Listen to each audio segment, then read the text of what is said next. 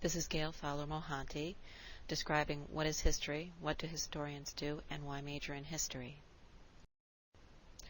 History is a broad-based discipline encompassing many subspecialties such as sociocultural history, political history, history of technology, history of various specific cultural or political groups, political history, intellectual history, history of science, history of technology, and so on. As a whole, history contributes to how we understand the past and how the past informs the present. History is not the dull recitation of facts one after the other, but rather it is a narrative. As such, it reflects the time in which it was written, just as this image reflects television technology at the time in which the Nixon and Kennedy debates occurred. Historians interpret the past by analyzing materials such as records, business and civil accounts, narrative descriptions, oral history, material culture, and other evidence of the past. The relevance of history to the present comes from the effort to understand the past.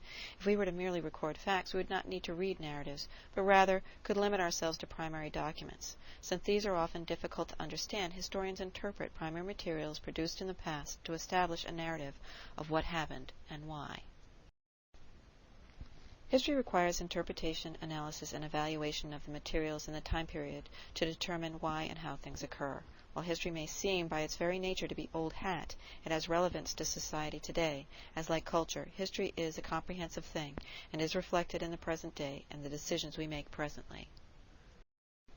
We don't just study history to prevent making the same mistakes again. We make the same mistakes all the time, but rather we write history so that we can understand what went wrong and perhaps have greater understanding of how to make what went wrong closer to the right thing the next time.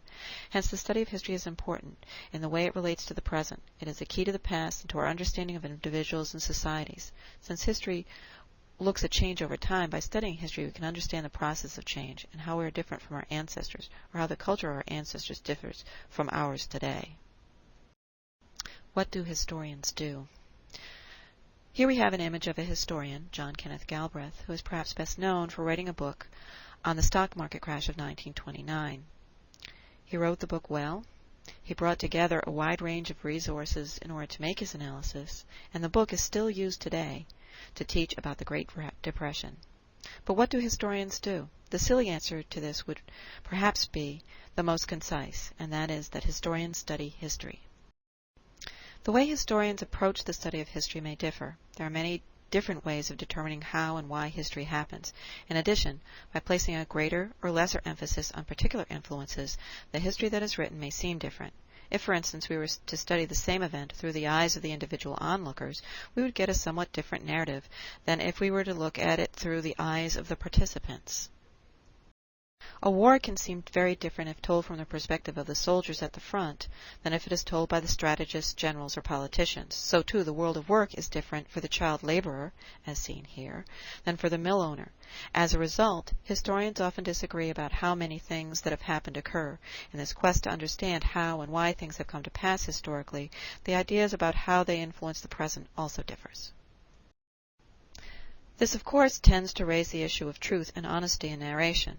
In truth, good history provides us with as accurate a narration as possible. Historiography is how the historians do history, and yet their approach may differ. Some historians want to examine history in broad swaths, so they're looking for the big picture and how that relates to or influences the present.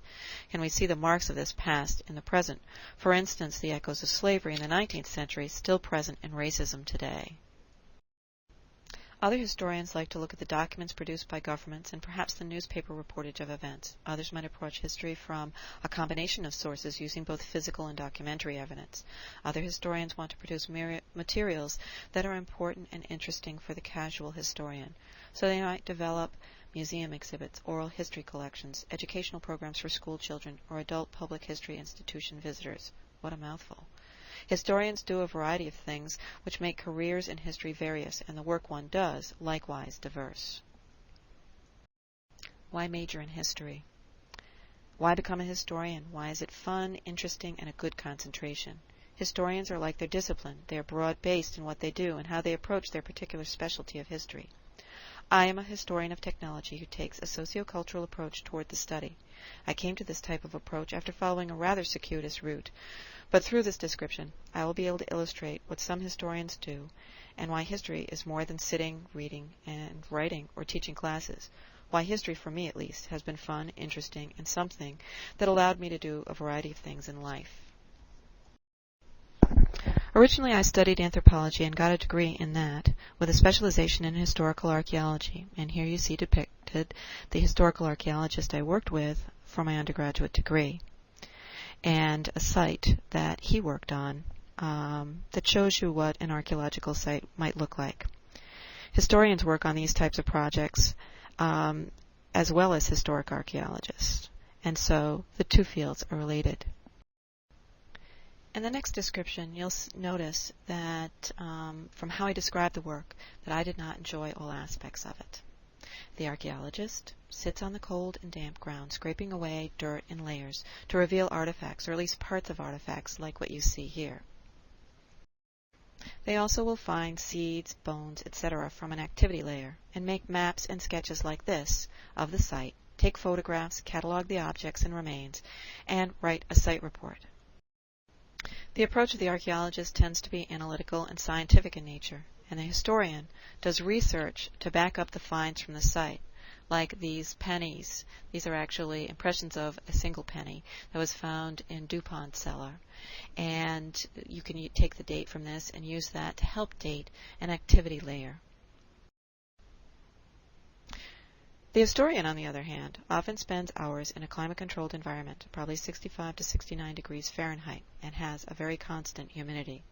There, they look at letters, diaries, and this really appealed to my more nosy qualities, civil records to get information about the people who lived at the site, the architect who built the building, now collapsed on its foundation, the relationship of this person, family, clan, or what have you, to the community at large.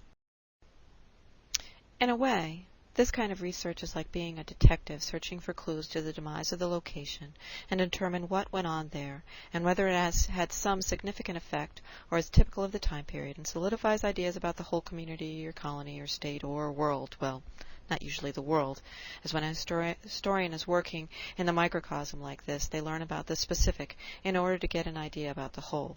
It is also like being a nosy neighbor or a gossip columnist, as one learns the good, the bad, and the ugly about the people who lived here.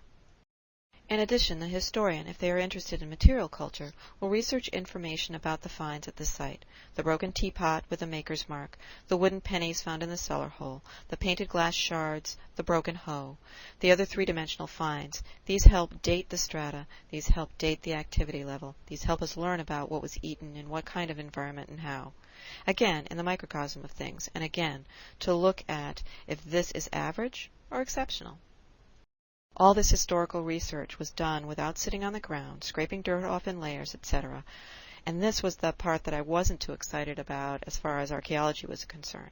And the reading of private letters, diaries, looking at agricultural accounts and family documents was like an addiction to me. This was fun. I began to think, gee, how can I get paid to do this and not have to sit on the damp ground to do it? Material culture studies and the work with artifacts after dirt has been removed from them was the answer. Again, hopefully in a climate-controlled environment would be great. I began to study history with a focus on material culture. See how the history of technology fits in? Again, I found that I could research materials in family papers, business correspondence records, civil records, and more broad-based materials. And this, again, was like eating peanuts, very addictive. I looked for how people interacted with technology and how the introduction of new technologies affected individuals who had depended upon the precursors to the new technologies. This related to technological displacement in very individualistic and humanistic ways.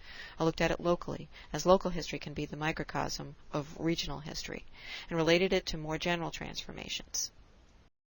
Much of the research was located in archival repositories and therefore climate controlled, so there was no sitting on damp ground. I'd achieved success, but I was not being paid to do it.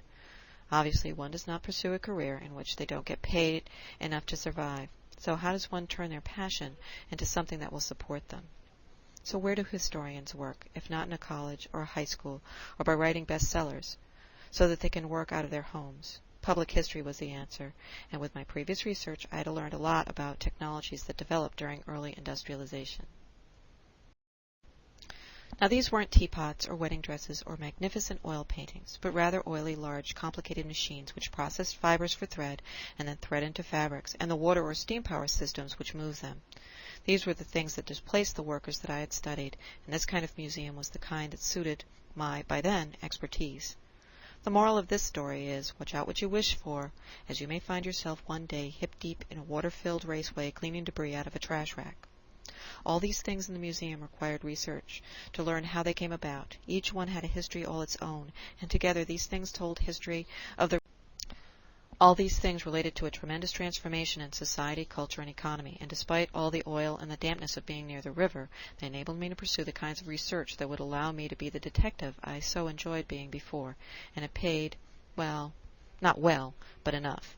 In addition, public history enabled this historian to present 3 exhibits a year and information about all sorts of particulars to the general public that visited the sites where I worked.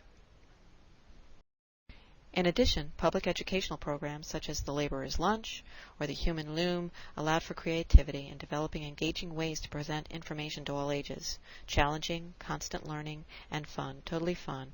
Obviously, to practice history, one need not work in public history. One can teach, as I mentioned above, in a museum environment, school, or college. And this type of work can be very rewarding as it gives you an opportunity to encourage those who find historical study fun to do so. It also challenges the teacher to present history in challenging and engaging ways without allowing inaccuracy to creep in. With all this excitement and fun comes the responsibility of offering the students materials which will capture their minds and intellect and make history be something that they retain and can apply to other parts of their lives. While studying history so that you can practice history is interesting, it also provides individuals with a base for other types of careers. For instance, studying history and knowing particularly our nation's history would be crucial for someone seeking political office. By studying history, individuals learn how to research almost anything, how to identify arguments and evaluate diverse information. These skills are useful in almost any field. Those who study history can also consider jobs in law as well. Historians also develop writing skills which enable them to write essays or develop literary arguments which has application to various fields of work. So you need to follow my circuitous route with its end, but rather follow your own route and discover that thing within history that is your own particular interest and can interest you for the rest of your life.